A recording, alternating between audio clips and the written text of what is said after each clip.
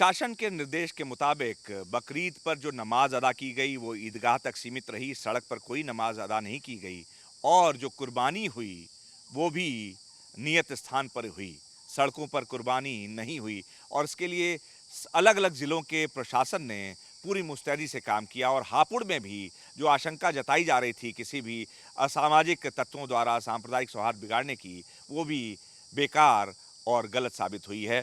हमारे साथ इस पूरे मामले पर बातचीत करने के लिए वरिष्ठ police officer additional SP Vineet Bhatnagar साहब मौजूद हैं, जो लगातार पिछले कई दिनों से हापुड़ ज़िले में अपनी टीम को नेतृत्व कर रहे हैं फ्लैग मार्च के द्वारा और जो पीस कमेटी की बैठकें हैं उसके द्वारा। आज काफ़ी रिलीफ महसूस कर रहे होंगे सर। बकरीद की नमाज जो है और जो कुर्बानी है वो नियत समय पे हुई, जो आप चाहते थे वैसा हो गया, सकुशल संपन्न हो गई, कोई शांति सौहार्द बिगड़ा नहीं। कैसा महसूस कर रहे हैं? हाँ, अच्छा महसूस कर रहे हैं और थोड़ा-सा मैं जो है क्वालिफ़ाई करना चाहूँगा इसको कि वास्तव में ऐसी कोई आशंका नहीं थी।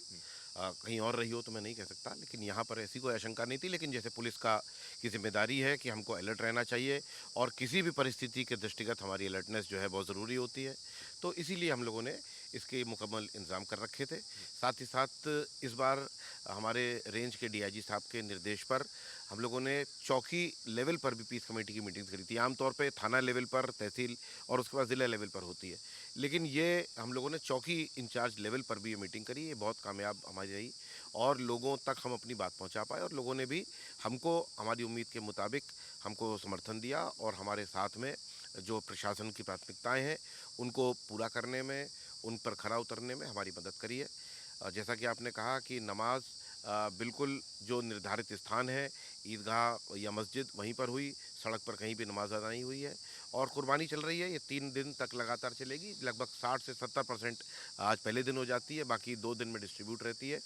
किसी प्रतिबंधित पशु की कुर्बानी ना हो, किसी खुले स्थान में ना हो और लोग बाग साफ-सफाई का ध्यान रखें, सबकी भावनाओं का ध्यान रखें, उनको बताया ग दिया गया था और उन्होंने इस पर पूरी तरीके से प्रशासन का सहयोग किया है और ये सकुशल सारी कार्रवाई संपादित हुई है। सर एक बहुत बड़ी बात है क्योंकि अभी 2 दिन और अभी चैलेंज पूरा नहीं हुआ है। आज की तो बात हो गई, अभी 2 दिन और आपको बहुत काफ़ी अलर्ट रहना होगा। कितनी फ़ोर्स तैनात की गई है और क्या-क्या जगहों को चिन्हित करके वहाँ पर क्या एक्स्ट्रा फ़ोर्स भी बुलाई गई है, ड्रोन वगैरह का भी इस्तेमाल किया जा रहा है? देखिए, जनपद की सभी फ़ोर्स और सारे संसाधन हमने इस नमाज के और इस त्योहार के दृष्टिगत और इससे पहले भी गंगा दशहरा भी हमारे यहाँ एक बड़ा पर्व हुआ था। इसके दृष्टिगत हमने उसको डिप्लॉय किया था। लेकिन आप संख्या में माने अगर तो एक्सक्लूसिवली हमने लगभग इसमें साढ़े 700 व्यक्ति हमारे पुलिस लाइन्स का फ़ोर्स, हमारे ऑफ़िसों का फ़ोर्स, जो हमारे यहाँ प्रोसिक्यूशन में जो फ़ोर्स रहता है, चूँकि छुट्टी थी, उनको भी हमने डिप्लॉय किया था। इसके अलावा जो बाकी संसाधन हमारी क्यूआरटीज़ बनी थी, क्विक रिस्पॉन्स टीम्स बनी हुई थी हमारी और साथ ही साथ ड्रोन का या और इलेक्ट्रॉनिक जो साधन है, हाँ। उनका हमने उपयोग किया है और उसका पूरी तरीके से हम लोग उपयोग करते हुए शासन के निर्देशों का पूर्णतया अक्षरशः पालन कराने में हमने सफलता प्राप्त करी है। एक एक और चीज़ देखी गई इस बार यूपी पुलिस ने एक जो कंट्रोल रूम में जो सोशल मीडिया पे लोग अफ़वाह फैलाते हैं, इस बार आप बहुत सोशल मीडिया को लेकर भी अलर्ट थे। आप अभी पिछले दिनों भी निर्देश जारी कर रहे थे। तो उस पर भी कंट्रोल करने के लिए क्या कंट्रोल रूम में कोई टीम बनाई गई थी कि जो नज़र रखे कि कोई इस तरह की भ्रामक बातें ना फैलाए? देखिए, ऐसे मौक़ों पे संभावना रहती है कि लोग जो वर्दी लोग हैं या जो थोड़े स्क्रूपुलस हैं, वो ऐसी समय का फ़ायदा उठाते हुए सोशल मीडिया पर अफ़वाहें फैला देते हैं। हमने सोशल मीडिया पर लगातार निगाह रखी है, हमारी कई टीम्स इसको लगातार मॉनिटर कर रही थी। इसके साथ-साथ हमारे कुछ साइबर मित्र हैं, जो कि हमने इसमें लगाए थे, जो कि लगातार हमारा सहयोग करते रहते हैं और देखते रहते हैं कि सोशल मीडिया पे इस प्रकार की भ्रामक जानकारी या कोई आपत्तिजनक बातें तो नहीं चल रही हैं।